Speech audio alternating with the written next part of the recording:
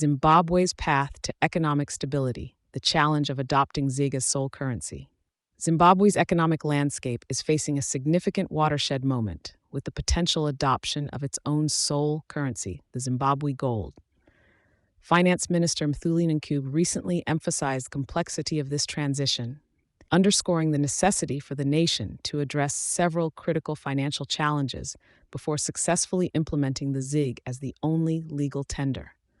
Since defaulting on its debt in 1999, Zimbabwe has been excluded from international capital markets. This financial isolation has crippled its economic progress, leaving it reliant on foreign currencies, primarily the US dollar, to stabilize its economy. It was in this unstable economic climate that the Zimbabwe gold was introduced in April, envisioned as a means to restore economic sovereignty and stability. However, the introduction of the ZiG has been anything but smooth.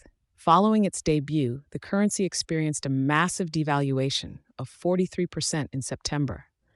This plunge intensified skepticism about the viability of making ZiG the primary currency without substantial economic reforms.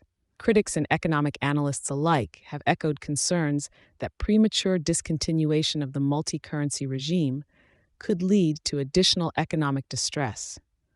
Finance Minister Ncube's recent statements outline the prerequisites for the successful integration of ZiG as Zimbabwe's mono-currency.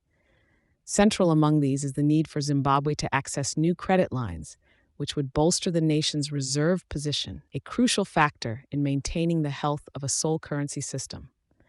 Furthermore, Ncube highlighted the importance of restructuring the country's $21 billion debt, indicating that settling these arrears would unlock the financial support needed for this ambitious economic transition. The urgency of these reforms is underscored by the ongoing talks with an International Monetary Fund (IMF) team, which is currently assessing whether Zimbabwe is suitable for a staff-monitored program that could pave the way for a comprehensive overhaul of its debt. This program would be instrumental in re-establishing fiscal discipline and securing the external support needed to make ZiG a stable and reliable currency. Moreover, to support the ZiG, the central bank has already injected over $400 million and implemented strict liquidity measures.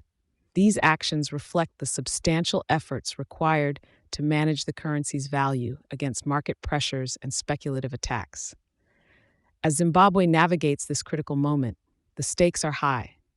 The success of the ZiG not only affects the country's economic recovery plans, but also its ability to regain a stable standing in the global financial community. Minister Ncube's cautious approach highlights a realistic acknowledgement of the challenges ahead, suggesting that while the roadmap to a sole currency is laid out, the journey will be fraught with formidable obstacles. Thank you for choosing Satori News.